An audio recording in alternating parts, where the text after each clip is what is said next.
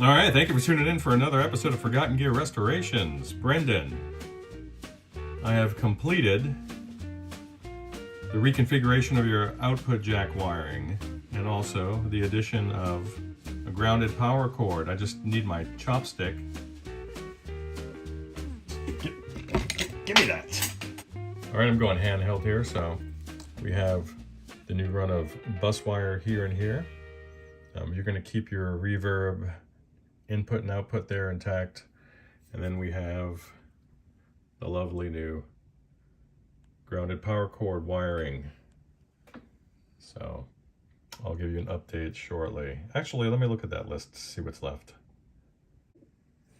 All right, now let's see here. We have installed the new power cable, got rid of the old fan power wire. We reconfigured the output jacks, cleaned and lubricated all pots, jacks, and tube sockets.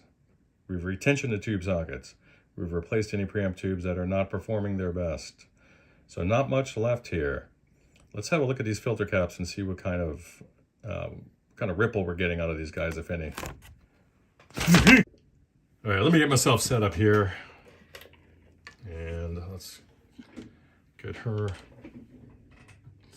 warmed up.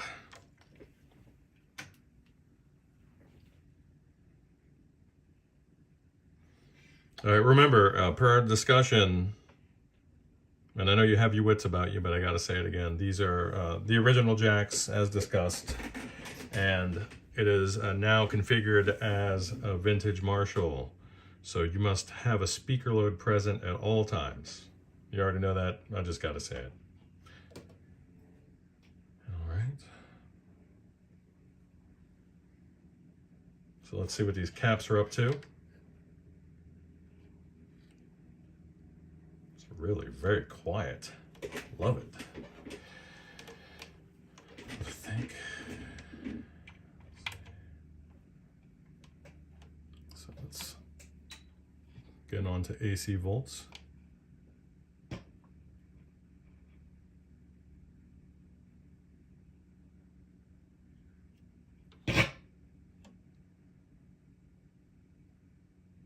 Wow.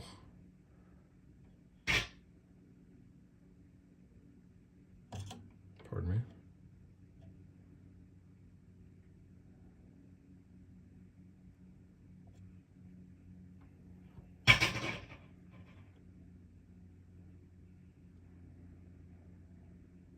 Some a little more worn than others. It's tremendous. It's ridiculous. Can't believe it. Wow. Check this guy.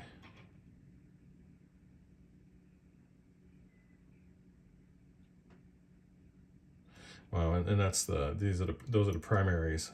Wow. Check out the big boys over here.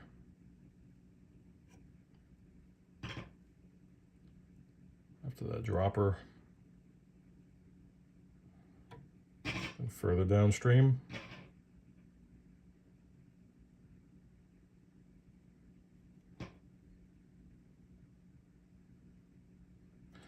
Okay, preamp.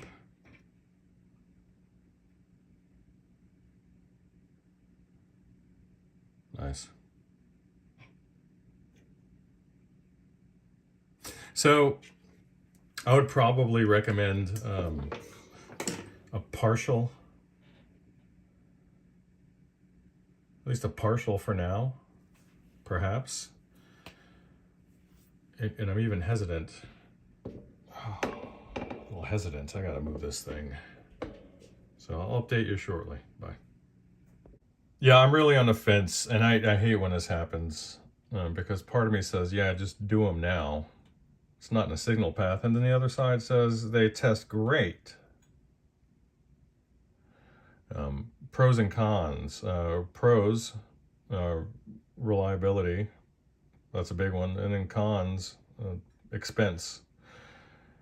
Another con is should the wrong one fail as a short, which is typically how they fail, then it's going to pull excess current through your output transformer and this quad of very expensive KT88. So